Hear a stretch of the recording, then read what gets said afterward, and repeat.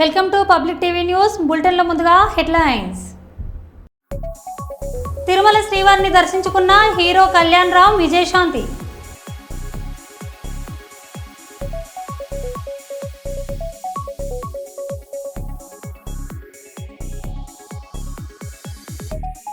కడియం శ్రీహరి పర్యటనలో అపశృతి.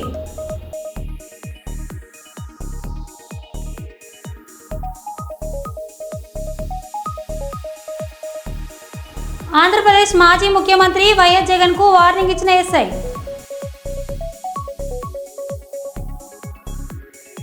తాడేపల్లి వైఎస్ఆర్ కాంగ్రెస్ పార్టీ కార్యాలయం నందు పార్టీ అధ్యక్షులతో సమీక్ష సమావేశం.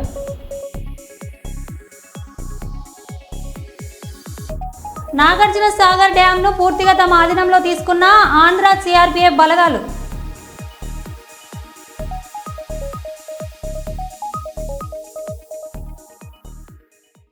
ఇక వివరాల్లోకి వెళ్తే,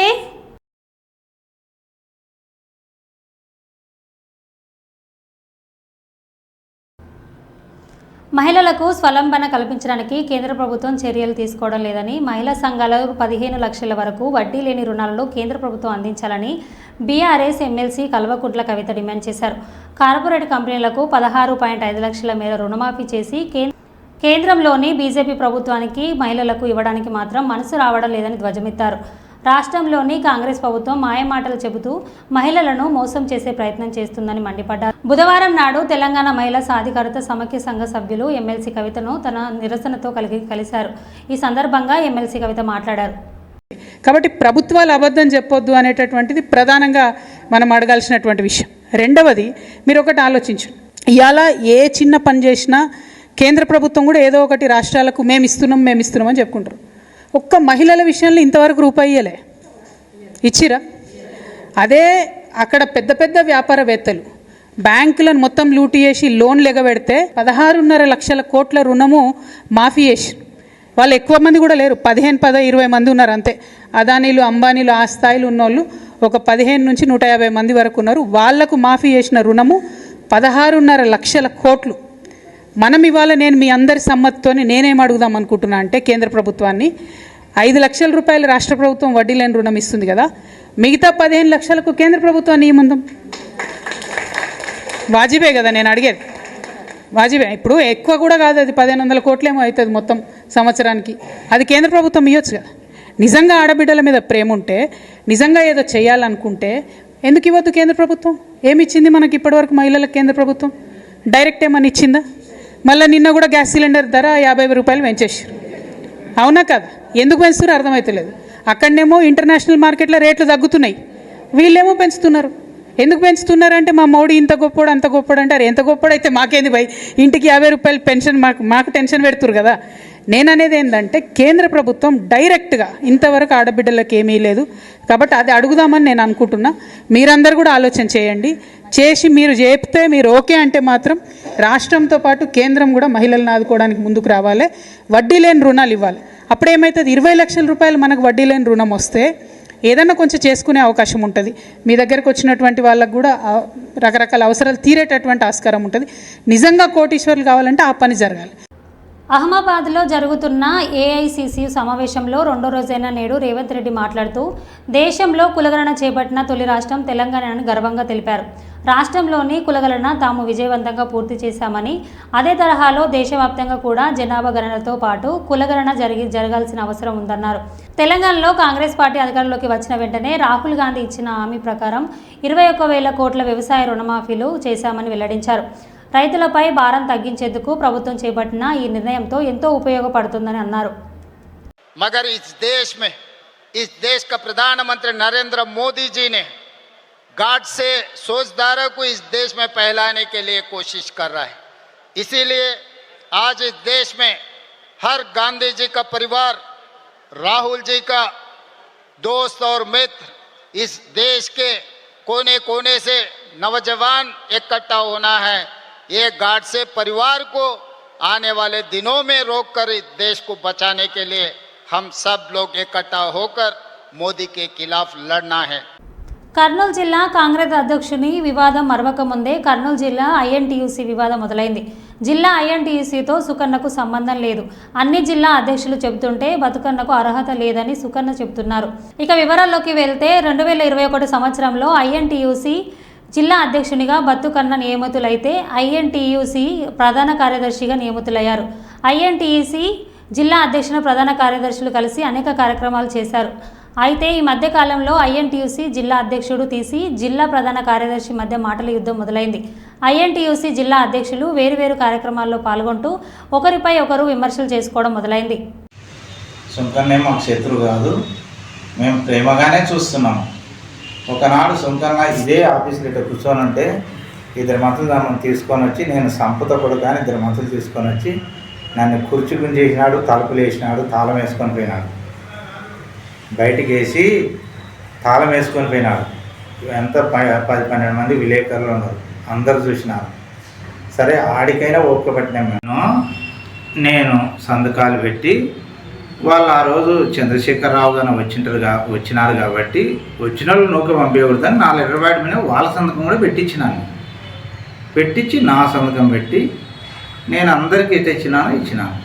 ఇచ్చిన తర్వాత ఐఎన్టీసీ కార్మికుల గురించి ఆయనకి తెలియదు. ఈడ టేబుల్ వేసుకుంటానా అని నన్ను ఏడయ్యా. సర్లే వేసుకొని ఈడ టేబుల్ వేయించినాను. టేబుల్ వేయించుకొని టేబుల్ కుర్చీ వేసుకొని ఇట్లా మిషాలు దూకుంటూ ఉండడము, కాలు మీద కాలు వేసుకొని కూర్చోడము, ఇవన్నీ చేస్తుంటే మా వాళ్ళకి అందరికీ ఏమి ఇట్లా చేస్తాడు ఆయన, ప్రవర్తన ఏం బాగాలేదు అది ఇదని అంటే, సరే మనం మాట్లాడదామని చెప్పేసి ఒకనాడు పిలిపించుకొని, నీ ప్రవర్తన బాగాలేదు చూడు, ఐఎన్టీసీలో కార్మికులకు అనుకూలంగా అందరికి అనుకూలంగా ఉండాలా, నీ ప్రవర్తన సర్దిద్దుకొని మేము చెప్పినాం, అందరం కలిసి చెప్పినాం. చెప్పి ఒకటి నోటీస్ ఇచ్చినాం. ఏమని? సంజయ్ నోటీసు, నువ్వు 15 రోజుల లోపల మాకు సంజయ్ చెప్పు అని ఇచ్చినాము. ఇచ్చిన తర్వాత 15 దినాలు అయిపోయాయి. అప్పుడు రాలే. పిలిపించినాం. పిలిపిస్తే మీరెవరు ఇయ్యనిక నాకు హైకమాండ్ లెటర్ ఇచ్చింది, హైకమాండ్ నన్ను నిర్ణయించింది, మీరు తీసేయనికి మీరెవరు, పెట్టేతోళ్ళు మీరెవరు అని మాట్లాడితే కమిటీ అందరం ఉన్నాం, అందరు ఎదురుగా మాట్లాడినప్పుడు మేమేం చేస్తామంటే, కమిటీకే మనకే ఎదురు మాట్లాడుతున్నారు, ఐఎన్టీసీ కాదు ఆయనని, నువ్వు పెట్టవద్దంటే నువ్వు పెడుతుంది, ఏ కార్మికుడు కానని పెడుతుంది అని నన్ను అందరు తిట్టి ఇంకా మీ నిర్ణయం చూడబ్బా అని నేను చెప్పినాను కమిటీకి. వాళ్ళు ఏం చేసినారంటే, సర్లే తొలగిద్దాం, ఐఎన్టీసీ తొలగిద్దాం, మన కార్మికుడే కాదు సభ్యత్వం లేదు అని చెప్పేసి అప్పటికప్పుడే రిజల్యూషన్ పాస్ చేసి అంత రాసి మొత్తం అందరూ సంతకాలు పెట్టి తొలగించేసినాం. నన్ను తీసేయడానికి హక్కులేదు, వాడికి హక్కులేదు అని హైకమాండ్ ఇచ్చింది. దాన్ని నేను ఆ రోజు వాడిని పోస్టులో పంపించినాను. వాడు నాకు పానం బాగాలేదని వాడు మీటింగ్ అటెండ్ కాలేదు. షోకాస్ నోట్ ఇచ్చినప్పుడు చంద్రశేఖర్ సార్కు నేను మాట్లాడినా, మా జాతీయ అధ్యక్షుడు, నిన్ను తీయడానికి హక్కు లేదు, ఎవరికి హక్కు లేదు, తీస్తే మేము తీయాలా, జిల్లా అధ్యక్షుడికి ఎటువంటి సంబంధం లేదని ఆ రోజు చెప్పినా కానీ మేము ఊకన్నాం. ఆ రోజు కూడా పేపర్ స్టేట్మెంట్ వచ్చింది, అన్ని పేపర్లకి మేము స్టేట్మెంట్ ఇచ్చినాము, అన్ని పేపర్లు కూడా చూసినాం. అప్పటి నుండి మేము అది స్టార్ట్ చేసినాం. ఈ రోజు వాడు నిన్న నేను ప్రోగ్రామ్ చేసినందుకు మళ్ళీ నిన్న పేపర్కి ఇచ్చినాడు. వాడి దగ్గర ఏ రుజువు ఉంది అని వాడు ఆ మాట మాట్లాడినాడు. నన్ను తీసేయడానికి హైకమాండ్ లెటర్ ఇచ్చిందే, వాడు కూడా నన్ను తీయనికే, వాడి పని వాడిది. జిల్లా అధ్యక్షుడు పని వాడు చేస్తాడు, జిల్లా ప్రధాన కార్యదర్శి నేను చేస్తాను. నన్ను తీయాలంటే వానికి అధికారం లేదని ఈ పత్రిక వెళ్ళే విధంగా నేను అందరికీ సమస్యలను చెప్తున్నాను. కొంచెం వెంటబెట్టి విలేకరు మీడియాలకి, ప్రింట్ మీడియాలకి నమస్కారం. నేను ఐఎన్టీసీ జిల్లాలో కాంగ్రెస్ పార్టీలో శైలజనాథ్ పిసిసి గారు ఉన్నప్పుడు నేను పార్టీలో చేరినాను. చేరిన కానంటే నేను ఐఎన్టీసీ కండ వేసుకొని మా జాతీయ అధ్యక్షుడు జి సంజీవ్ రెడ్డి గారు, మాజీ మంత్రివర్యులు, ఆయన ఆశయాల కోసము ఆయన పద్ధతి చేసి ఆయన పార్టీలో నేను చేరినాను. దానికి తోడు నాకు తెలంగాణ ఆంధ్రప్రదేశ్ రాష్ట్ర ప్రధాన కార్యదర్శి ఆర్ చంద్రశేఖర్. జగిత్యాల జిల్లా ధర్మపురి పట్టణంలో తెలంగాణ ప్రభుత్వ విప్ ఆర్డూరి లక్ష్మణ్ కుమార్ స్థానిక మున్సిపాలిటీ ఆవరణంలో వాటర్ ట్యాంక్ను ప్రారంభించారు. ఈ సందర్భంగా వారు మీడియాతో మాట్లాడుతూ పట్టణంలోని ప్రజలు నీటి వల్ల ఎలాంటి ఇబ్బందులు పడకూడదని రాబోయే రోజుల్లో నీటి ఎద్దడి ముందస్తుగా గుర్తించి ప్రతి ఇంటికి నీరు అందించే లక్ష్యంతో ఈ నీటి ట్యాంకులను ఏర్పాటు చేయడం జరిగిందని తెలిపారు.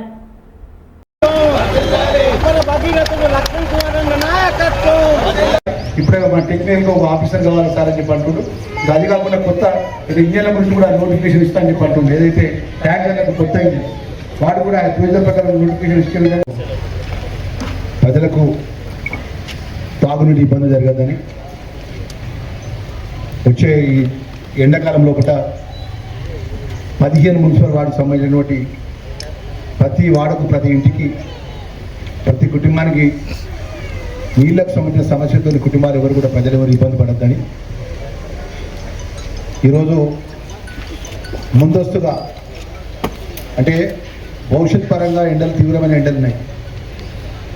అనుకోకుండా తీవ్రమైన ఎద్దడి వస్తే సొంతగా మనకు నీళ్ళ ట్యాంకర్లు ఉండాలని చెప్పేసి నేను జిల్లా కలెక్టర్ గారితో అదేవిధంగా రెవెన్యూ శాఖ సంబంధించిన ప్రిన్సిపల్ సెక్రటరీ గారితో మాట్లాడి ఏదైతే ధర్మవరం మున్సిపల్ అవైలబిలిటీ ఫండ్స్ బట్టి 2 కొత్త ట్యాంకర్స్ను ఈరోజు ప్రారంభించడం జరిగింది. దానిలో భాగంగా మా నీళ్ళ వాటర్కి సంబంధించిన విషయంలో మా మున్సిపల్ కమిషనర్ గారు ఉన్నారు, అదేవిధంగా టెంపుల్ కమిటీ చైర్మన్ గారు ఉన్నారు, మా చెల్లె నాగలక్ష్మి, మా మిత్రుడు దినేష్ గారు, రాజు గారు, రాజేష్, ప్రసాద్. మేమందరం కూడా ఒకటే మాట, మన గోదావరి మన పక్కనే ఉంటుంది. మన ఎక్కడో డబ్బా నుంచి పైప్ లైన్ ద్వారా ఇక్కడ నీళ్ళ ట్యాంకులు నింపుకుని నీళ్ళ ట్యాంకుల నుంచి 15 మున్సిపల్ వార్డులకు నీళ్ళ కోసం గత ప్రభుత్వంలో ఆలోచన చేసినారు. నేను గత 2-3 పర్యాలు జిల్లాకు సంబంధించిన జిల్లా కలెక్టర్ గారు, ఆర్డబ్ల్యూఎస్ ఎస్ఈ గారు, అదేవిధంగా గ్రిడ్కి సంబంధించినటువంటి మిషన్ బగర్కి సంబంధించిన ఇంజనీర్లతో, అదేవిధంగా పబ్లిక్ హెల్త్ సంబంధించినటువంటి ఈతోని డిఈలతోని మున్సిపల్ కమిషనర్తో నేను మాట్లాడడం జరిగింది. నేను ఒకటే విషయం చెప్పినాను, ఇక్కడ ఉన్నటువంటి ధర్మపురి లక్ష్మీశ్వర దైవక్షేత్రం రోజుకు వేలాది మంది భక్తులు వస్తుంటారు. ఇక్కడ ప్రజలకేమో మంచినీళ్ళ కోసం ఇబ్బంది పడుతుంటారు అని చెప్పేసి నేను జిల్లా కలెక్టర్ గారికి సంబంధించినటువంటి ఈఎన్సీ గారితో కూడా మాట్లాడినాను.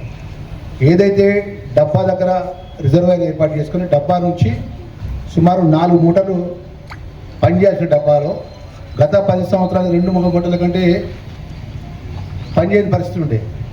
నేను జిల్లాకు సంబంధించిన కలెక్టర్ ద్వారా ప్రభుత్వానికి లెటర్ రాసి 4 పంపులు ఎప్పుడు రన్నింగ్లో ఉండాలి డబ్బాలో. పంపుల యొక్క మెయింటెనెన్స్ కరెక్ట్ అయిపోయినా పంపుల యొక్క ఇబ్బంది వల్ల నీళ్లు ముందుకు పోతలేదంటే ఫస్ట్ ఇబ్బంది అయ్యేది ధర్మపురి ప్రజలకు. మరి ఈ తీవ్రమైన ఇబ్బందిని శాశ్వత పరిష్కారం కోసం ₹1 కోటి వాళ్ళ అంచనాలతో కొత్త మోటార్ల కోసం అడగడం జరిగింది.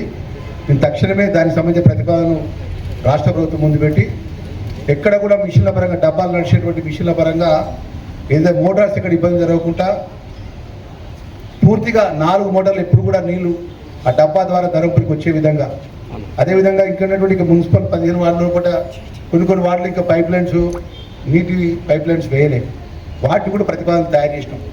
ఇవన్నీ ప్రతిపాదనలు తయారు చేసి ముఖ్యంగా తక్షణమే మెగా డిఎస్సి విడుదల చేయాలని కలెక్టర్ ఆఫీస్ ముట్టడి.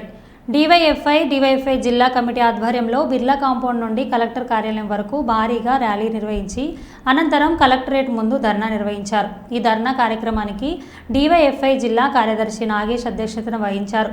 కార్యక్రమాన్ని ఉద్దేశించి డివైఎఫ్ఐ రాష్ట్ర ప్రధాన కార్యదర్శి రామన్న మాట్లాడారు.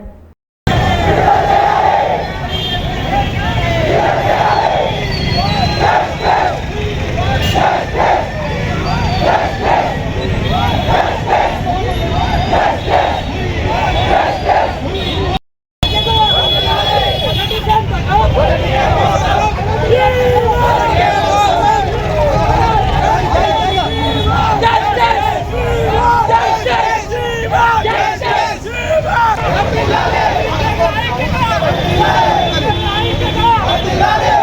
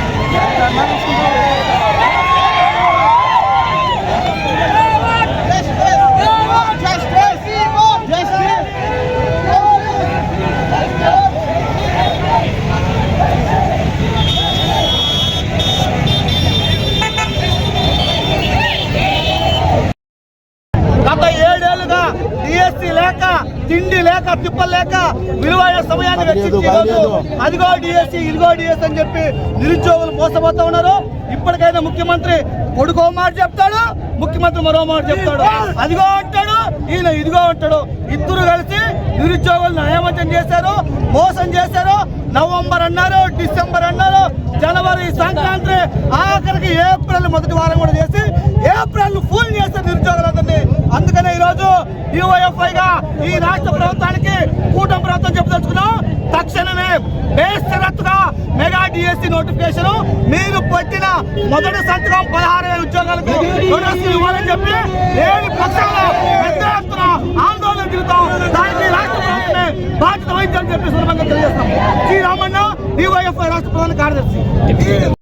జైపూర్ మండలం వేలాల గ్రామంలో రేషన్ బియ్యం పంపిణీ చేయడంలో భాగంగా రేషన్ బియ్యం పంపించేది కేంద్ర ప్రభుత్వం అయినప్పటికీ దాన్ని పంపిణీ చేసేది కాంగ్రెస్ ప్రభుత్వం అన్నట్టుగా ఈ కాంగ్రెస్ ప్రభుత్వం ప్రచారం చేస్తున్నారు. ప్రజల ఆలోచనలు చేయాలి. గౌరవ శ్రీ నరేంద్ర మోడీ సహకారం వల్లే, నరేంద్ర మోడీ గారి యొక్క ఆలోచన వల్లే రేషన్ బియ్యం అనేది వస్తున్నాయన్నారు.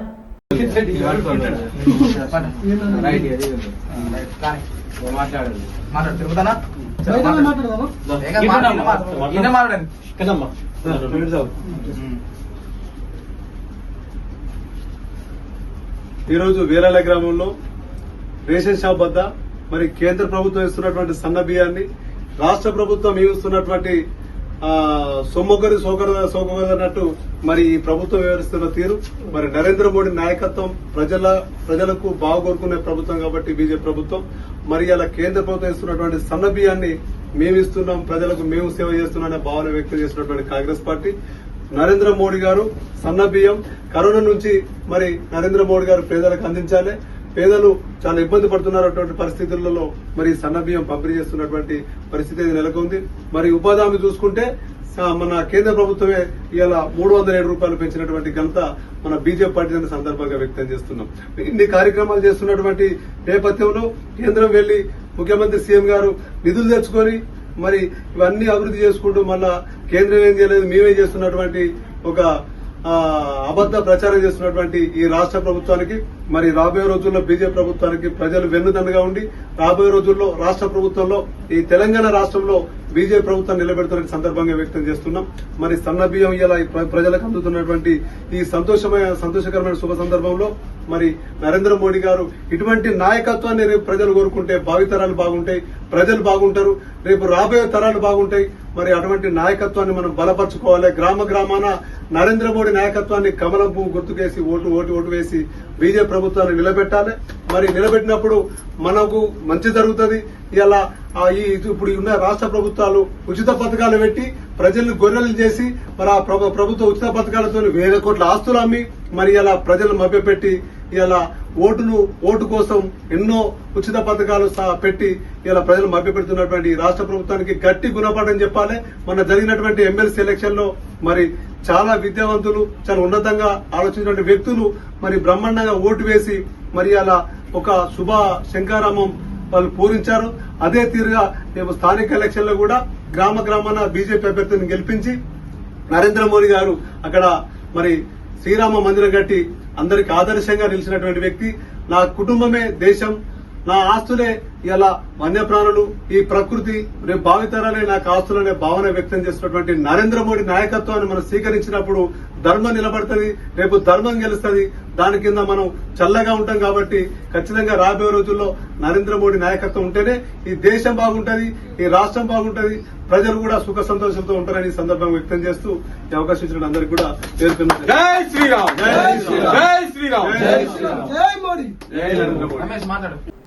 ఈరోజు తాడేపల్లి వైఎస్ఆర్ కాంగ్రెస్ పార్టీ కార్యాలయం నందు పార్టీ అధినేత వైఎస్ఆర్ జగన్మోహన్ రెడ్డి ఉమ్మడి కర్నూలు జిల్లా ఎంపీపీలు, జెడ్పీటీసీలు, మున్సిపల్ చైర్మన్లు, కార్పొరేటర్లు, పట్టణ మరియు మండల పార్టీ అధ్యక్షులతో సమీక్ష సమావేశం నిర్వహించారు. ఈ సమావేశంలో పాల్గొన్న వైఎస్ఆర్సీపీ నంద్యాల జిల్లా అధ్యక్షులు, పాణ్యం మాజీ శాసనసభ్యులు శ్రీ కాటసాని రాంభూపాల్ రెడ్డి, కర్నూలు జిల్లా అధ్యక్షులు శ్రీ ఎస్వి మోహన్ రెడ్డి మరియు ప్రజాప్రతినిధులు తదితరులు పాల్గొన్నారు.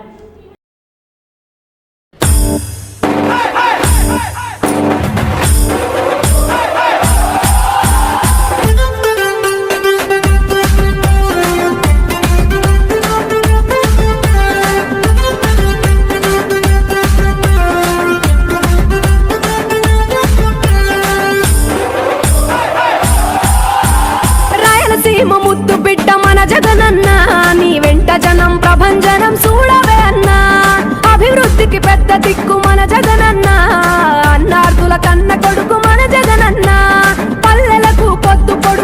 హైదరాబాద్లోని ఎర్రగడ్డ ప్రభుత్వ చెస్ట్ హాస్పిటల్లో ఆక్సిజన్ ప్లాంట్ వద్ద డ్యూటీ సమయంలో మద్యం సేవిస్తూ పట్టుబడ్డ వార్డు బాయ్. ప్రాణాలు ఆధారపడే చోట ఇలాంటి అన్నగారిక చర్యలు ఏంటని మండిపడుతున్న రోగులు. क्या कर रहा है? क्या कर रहा है? बता अंदर हॉस्पिटल में क्या कर रहे हैं अभी? शराब के बाटला हॉस्पिटल में शराब पी रहे हैं आप? हॉस्पिटल में कौन सा? क्या नाम है आपका? नाम क्या है आपका?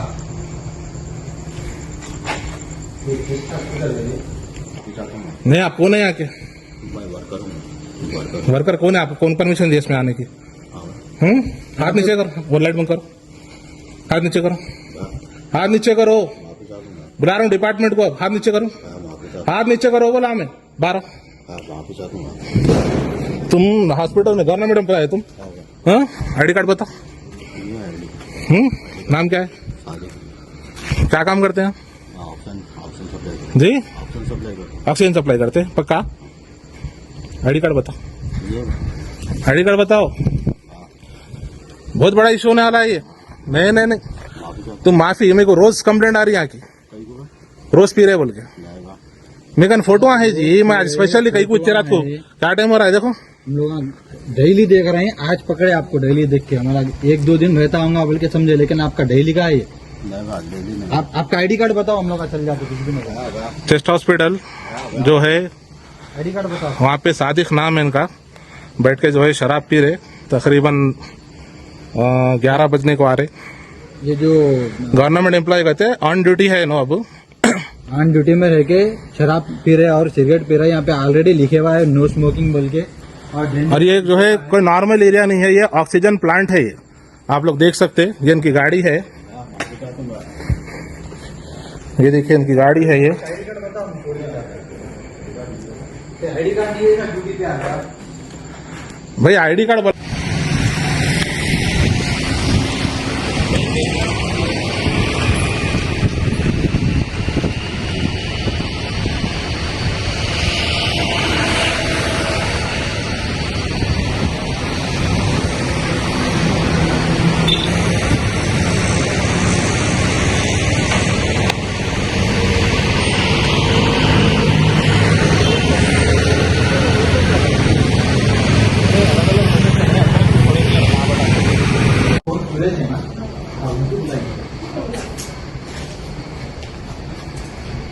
इधर बिल्डिंग पे हमारा लाइट।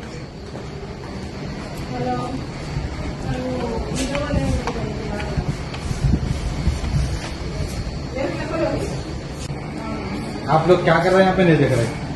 बंद कर दो, बंद कर दो। नहीं, आप बैठे हुए जैसे दे रहा हूँ हमारे और बच्चे अपने वाले।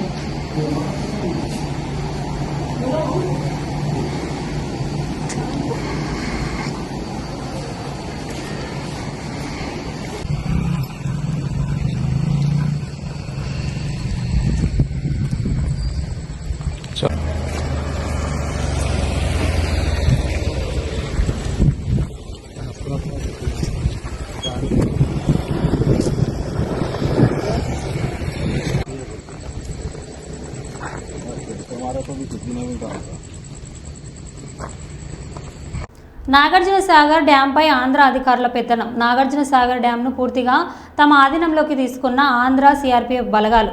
నాగార్జున సాగర్ డ్యాం 13వ గేటు వద్ద విధుల నుండి వైదొలిగిన తెలంగాణ వైపు విధులు నిర్వహిస్తున్న సిఆర్పీఎఫ్ బలగాలు 13వ గేట్ నుంచి అవతల ఆంధ్ర వైపు విధులు నిర్వహిస్తూ తెలంగాణ వైపు వచ్చిన ఆంధ్ర సిఆర్పీఎఫ్ బలగాలు. దీనిపై తమకు ఎలాంటి సమాచారం లేదని అంటున్న ఎన్ఎస్పీ అధికారులు. నాగార్జున సాగర్ డ్యామ్ను ఆంధ్ర బలగాలు పూర్తిగా తమ ఆధీనంలోకి తీసుకోవడంపై రాజకీయ విశ్లేషకుల భిన్నాభిప్రాయాలు.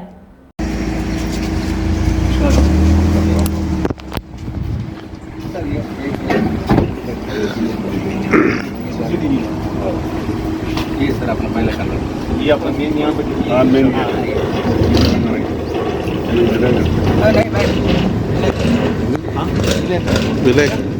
पेपर वाला पेपर वाला सावधान जय सर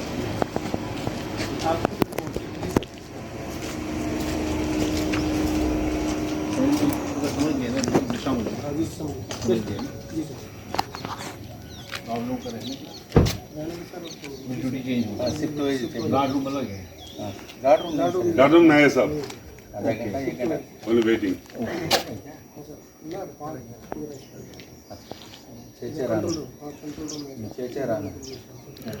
मेन गेट है और ये वाला स्टेज आप बता रहे हो 3 किलोमीटर। हाँ सर एक लास्ट यहाँ से जो वहाँ 2.9 उतना भी वहाँ पर भी उतना ही है 2.9 नहीं ये 3 इधर से लेकर गेट तक 3 किलोमीटर आउटर में आउटर में 2.9 अंతే 2.9 ना వద్దురా అంటు भाई हो गया तो छोड़ ఇదేంటే ठीक ठीक हम आगे तक जाते हैं। మరో బులెటిన్లో మళ్ళీ కలుద్దాం. Stay tune.